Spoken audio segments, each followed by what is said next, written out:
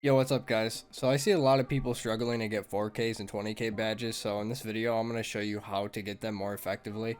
And just so you take my word on that I'm actually a good player, I will show you some screenshots of me being pred multiple seasons as well as making multiple finals in this game and tournaments. The major one being that we qualified for the Texas Major. So with that being said, I'm just going to get straight into the tips. So my first tip here is isolate 1v1s, and what I mean by this is you either need to capitalize on an enemy being alone or you need to somehow split up the entire team.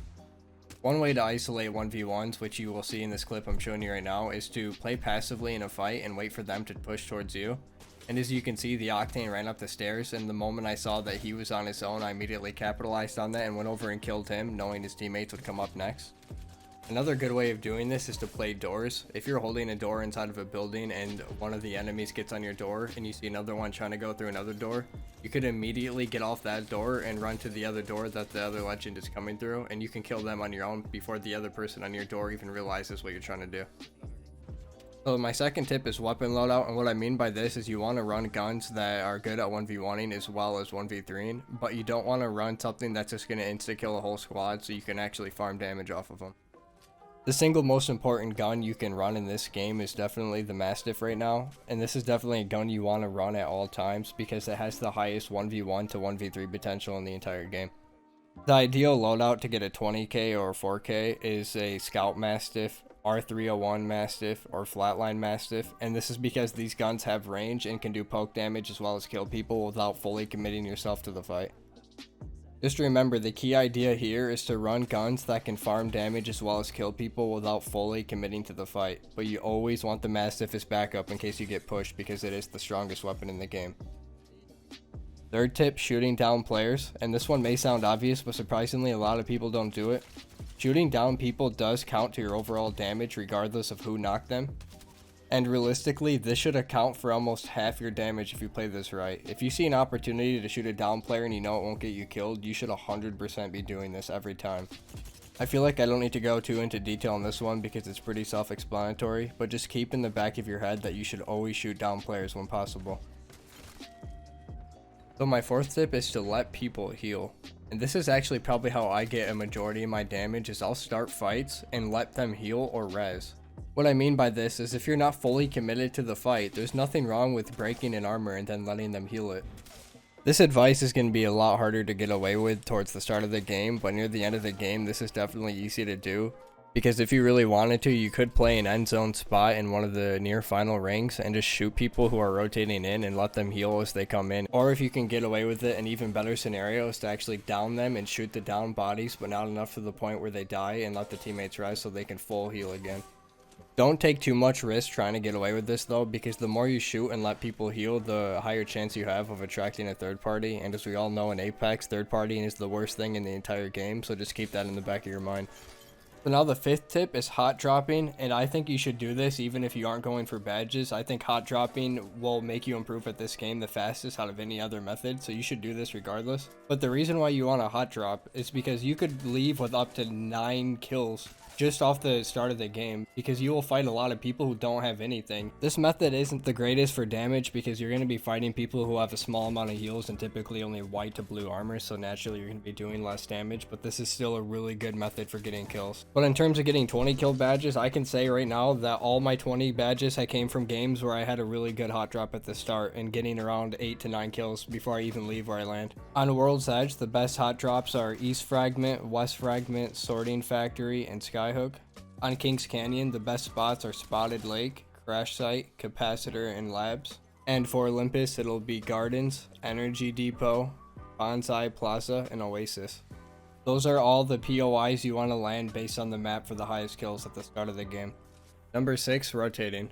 You need to loot quick off spawn and rotate very quickly. The moment you are done fighting, you need to already be looking out to where you need to rotate to next. You should plan your rotations based on the most popular POIs in the game. So say you're on World's Edge and you land East Fragment, you should be rotating towards Skyhook or towards Sorting Factory, and you should check for people on any POI on the way there. The whole idea is to rotate to the more popular POIs because that's the highest chance you have of finding people who are still fighting or still looting in those places.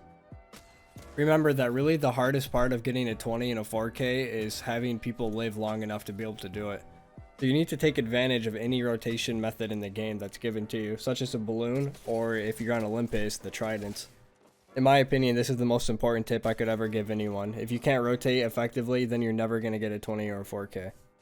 If you're struggling to find out where you want to rotate, just take a mental note when you're in the dropshift of where most people in the server are landing, whether it's north, east, south, or west. Once you know that, typically you can plan out a rotate pretty well. Number 7 is armor swapping and quick looting. So say you're in a fight and you have red armor and you kill a whole team and your armor's broke, and all the enemies have purple. You should just take their armor instead of healing and take any heals they have and keep rotating. When you're going for high damage and high kills, how quick you can loot can literally make or break you getting that badge. I personally have missed out on so many fights that would have been free kills just because I sat and healed an armor instead of taking one and running again. If you are capable of killing someone without the best loot in the game, then you shouldn't be worried about looting the best. Remember, when it comes to 4Ks and 20s, speed is important. Number 8 is do not queue with good players, which this may sound weird, but the better the players are on your team, the less chance you have of getting damage and kills because they're going to take it from you.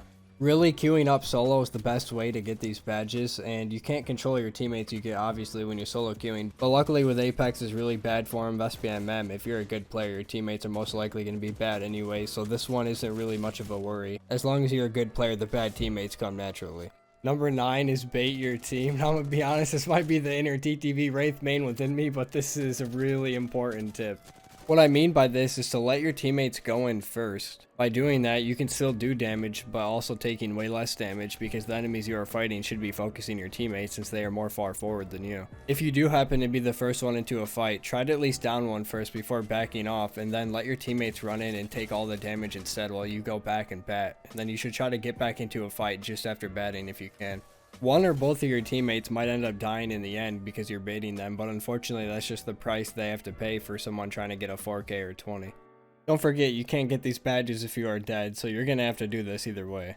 Now number 10 is be skilled, and I know I'm hitting you with a real obvious one here, but you have to keep in mind that getting a 20 kill badge is killing over a third of the server on your own, and getting a 4K damage badge is the equivalent of killing 20 enemies who have a full purple shield and full health. So I figured right here I'll just tell you some tips on how you can improve yourself, and that is 1. Play the game a lot, 2. Always hot drop, and 3. Always get yourself into fights. If you want to be good at this game, you need to minimize downtime, and by that I mean you need to minimize how much time you're spending not fighting. You need to force yourself to always be into a fight as much as possible because then you're always improving on something. Again, this isn't something that can be done right away, but at the end of the day, this is the most important thing as well. You have to be good at the game to get these. If you can't get it right away after watching this video, don't worry about it. You will get it over time. Just work on yourself and try to use these tips. With all that being said, I hope one of my tips will help you get a 4K and 20 badge, and I will see you guys in the next video.